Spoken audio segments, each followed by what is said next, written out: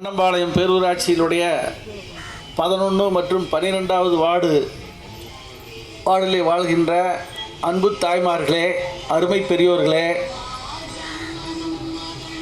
இந்த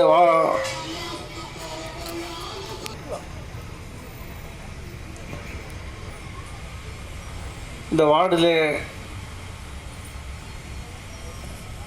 கண்ணம்பாளையம் பேரூராட்சியினுடைய திமுக பொறுப்பாளர் அன்புக்குரிய KN சண்முகம் அவர்களே, பட்டணம் பேரூராட்சியினுடைய ஊராட்சியினுடைய தலைவர் அன்பு சகோதரி கோமதி செல்வகுமார் அவர்களே,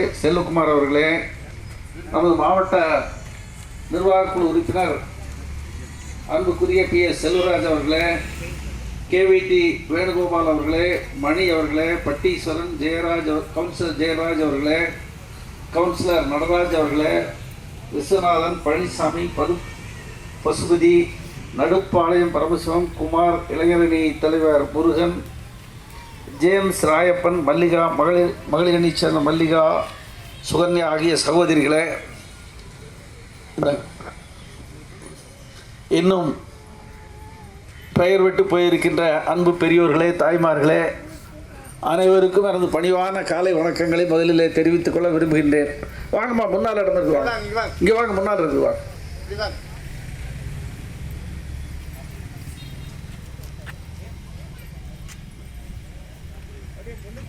இங்கே வந்து பாருங்க. திராவிட முன்னேற்ற கழகத்தினுடைய தலைவர் நம் எல்லோராலும் தளபதி என்று அழைக்கப்படுகின்ற, இங்கே வாங்க, முன்னால் வந்து எல்லோராலும் அன்போடு தளபதி என்று அழைக்கப்படுகின்ற MK ஸ்டாலின் அவர்கள் திராவிட முன்னேற்ற கழகத்தினுடைய பொறுப்பை கடந்த ஆண்டு நமது தலைவர் கலைஞர் அவர்கள் மறைவிற்கு பிறகு ஏற்றுக்கொண்டார்கள். திராவிட முன்னேற்ற கழகம் கலைஞருக்கு பின்னால் என்ன ஆகுமோ, திராவிட முன்னேற்ற கழகத்தை வழிநடத்தி செல்வதற்கு தளபதி அவர்கள் சரியான ஆள்தானா என்றெல்லாம் எதிர்கட்சிக்காரர்களால் நினைத்தார்கள். ஆளுங்கட்சியிலே இருக்கின்ற சில பேர் கூட நினைத்தார்கள். ஆனால் கடந்த 1.5 ஆண்டு காலமாக நமது தளபதி அவர்கள் பல்வேறு நடவடிக்கைகளை எடுத்து இது தமிழ்நாட்டிலே மிகப்பெரிய தலைவராக இன்றைக்கு உருவாகி இருக்கிறார்கள். அவர் கொஞ்சம் சட்டமெல்லாம் ஏப்பா யாரும் பேசக்கூடாது, அதெல்லாம் கையெழுத்தெல்லாம் அப்புறம் வாங்கிக்கலாம். இந்த நடுவு எந்த வேலையும் பண்ணக்கூடாது, பேச முடியும் வரைக்கும் கம்முனுக்கு பாருங்க, இல்லாட்டி பேசாமல் இருங்க.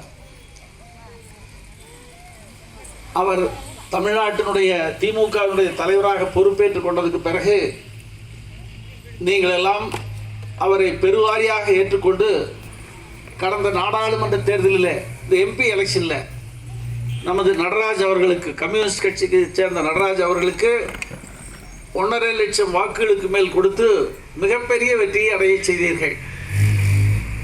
இந்தியாவிலேயே திமுக தான் 3வது மிகப்பெரிய கட்சியாக 39 பாராளுமன்ற உறுப்பினர்களை பெற்று இன்றைக்கு சிறந்து விளங்கி கொண்டிருக்கிறது. அதே போல் அதற்கு பிறகு நடைபெற்ற இங்கெல்லாம் ஊராட்சி மன்ற தேர்தல் இவங்கெல்லாம் நடந்திருக்கு, பட்டணத்திலாம் நடந்திருக்கு. நமது பேரூராட்சி என்பதால் இங்கே தேர்தலை இந்த அரசாங்கம் நடத்தலை, எடப்பாடி அரசாங்கம்.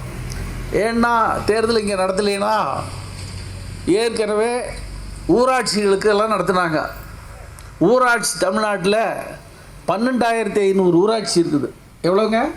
12,500 ஊராட்சி, 650 பேரூராட்சி. இந்த ஊர் மாதிரி நம்ம பேரூர் கழகம் இந்த கண்ணம்பாளையம் மாதிரி 650 பேரூராட்சி இருக்குது.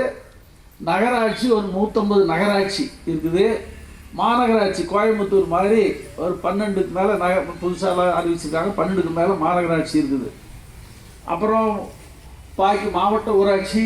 உட்காருங்க எல்லோரும் உட்காருங்க, நின்றுட்டு தான் நல்லா இருக்காது, இப்படி உட்காருங்க, இன்னும் இருக்காது. இவ்வளவு அமைப்புகளுக்கு தேர்தல் நடத்தணும். முதல் கட்டமாக பஞ்சாயத்துக்கு மட்டும் தேர்தல் நடத்துகிறாங்க. இந்த சின்ன பஞ்சாயத்துகள் மட்டும் 12,500 பஞ்சாயத்தில் 7,000 பஞ்சாயத்து திமுக ஜெயிச்சுது. எவ்வளோங்க?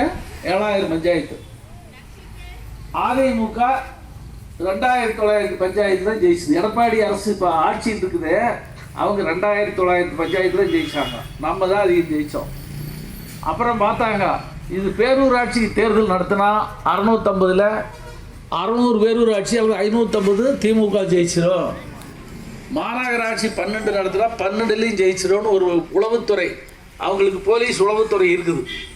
அது சொன்னதன் காரணமாக உங்கள் ஊருக்கெல்லாம் தேர்தல் நடத்தலை. இப்போ தேர்தல் நடந்த ஊரில் என்ன நடக்குது? உதாரணத்துக்கு நம்ம சகோதரி வந்திருக்காங்க, என் பேர் கோமதி வந்திருக்காங்க, கோமதி செல்வகுமார் வந்திருக்காங்க, பக்கத்து ஊர் தான்.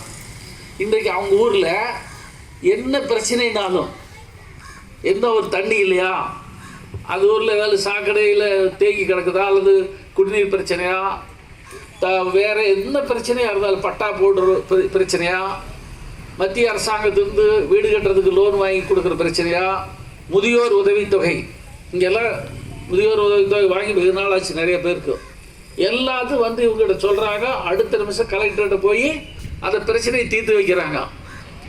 ஆக தேர்தல் நடந்ததுன்னா கிராமங்கள்லேயும் அதே மாதிரி இது மாதிரி நகரத்துக்கு அருகில் இருக்கின்ற பேரூராட்சிகளிலும் உடனே பிரச்சனையை தீர்த்து வைக்கலாம்.